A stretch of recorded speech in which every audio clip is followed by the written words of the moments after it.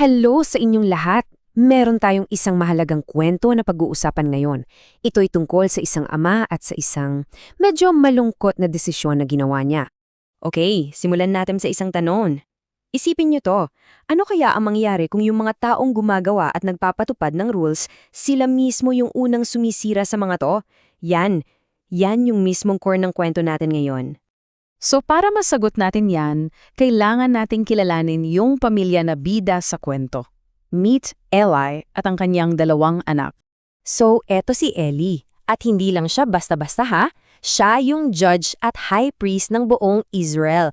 Ibig sabihin, parang siya yung pinaka-leader sa lahat, sa batas at sa pananampalataya.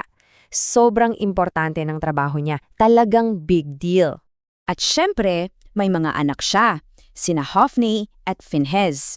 At dahil anak sila ng high priest, pari din sila. Kasama sila ng tatay nila sa templo. So, yung expectation, 'di ba? Dapat maging role model din sila. Okay, bago tayo magpatuloy, may isang term tayong kailangang intindihin. Indulgent father. Ano ba to? Well, ito yung tipo ng magulang na para lang walang gulo, para tahimik ang bahay, hinahayaan na lang niya yung masasamang ugali ng mga anak niya. Hindi na niya kinokorek.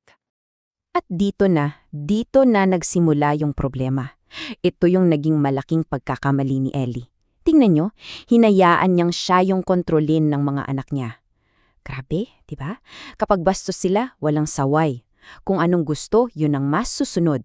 At ang pinakamasaklap sa lahat, mas naging mahalaga sa kanya ang kaligayahan ng mga anak niya kesa sa tungkulin niya sa Diyos.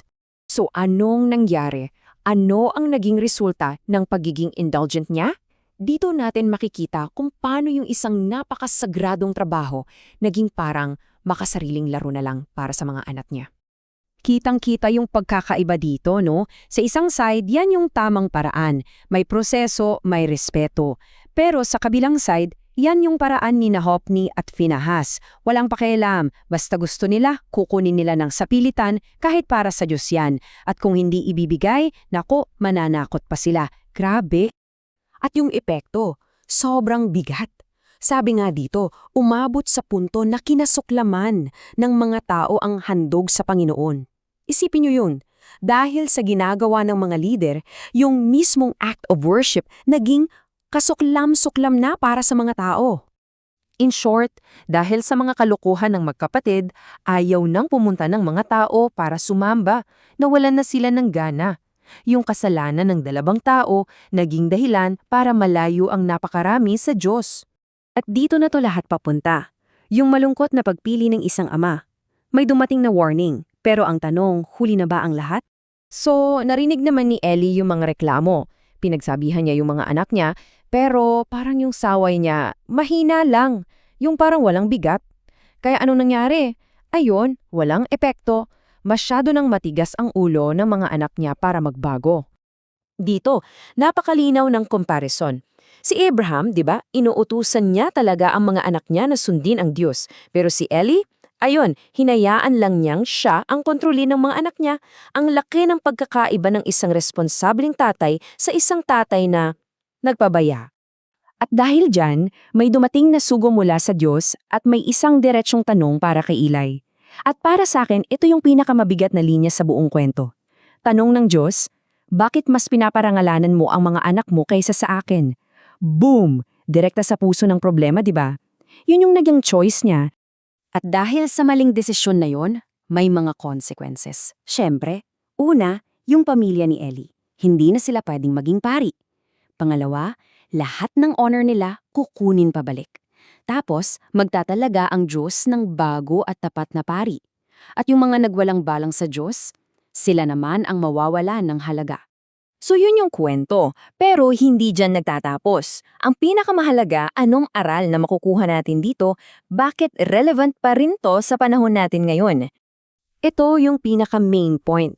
Si Eli, pinanagot siya ng Diyos, hindi dahil sa ginawa ng mga anak niya, kundi dahil sa kasamaang hindi niya pinigilan. Yung mga bagay na dapat niyang itama pero hindi niya ginawa. So, yung hindi natin pagkilos, yung pananahimik natin sa mali, may pananagutan din pala yun. Okay, so para mas malinaw, heto yung 4 na lessons na pwede nating pulutin. Number 1, sa mga magulang, kailangan gabayan ang mga anak. Gently pero firmly, hindi pwedeng isa lang. Number 2, kapag may nakitang masamang ugali, huwag baliwalain, lalala lang yan. Number 3, unahin palagi ang pagpaparangal sa Diyos. At number 4, tandaan natin, lahat ng ginagawa natin may epekto sa ibang tao. At bakit sobrang importante nito? Dahil dito. Sabi sa quote, ang impluensya ng isang pamilya na walang kaayusan ay mapaminsala sa buong lipunan. Yung problema na nagsisimula sa loob lang ng bahay, pwedeng lumaki at makaapekto sa buong community. Kaya bilang panghuli, iiwan ko sa inyo yung tanong na bumalik din kay Ili. Sa mga ginagawa mo araw-araw, sa mga desisyon mo, sino ba talaga ang pinipili mong bigyan ng karangalan? Isipin natin yan.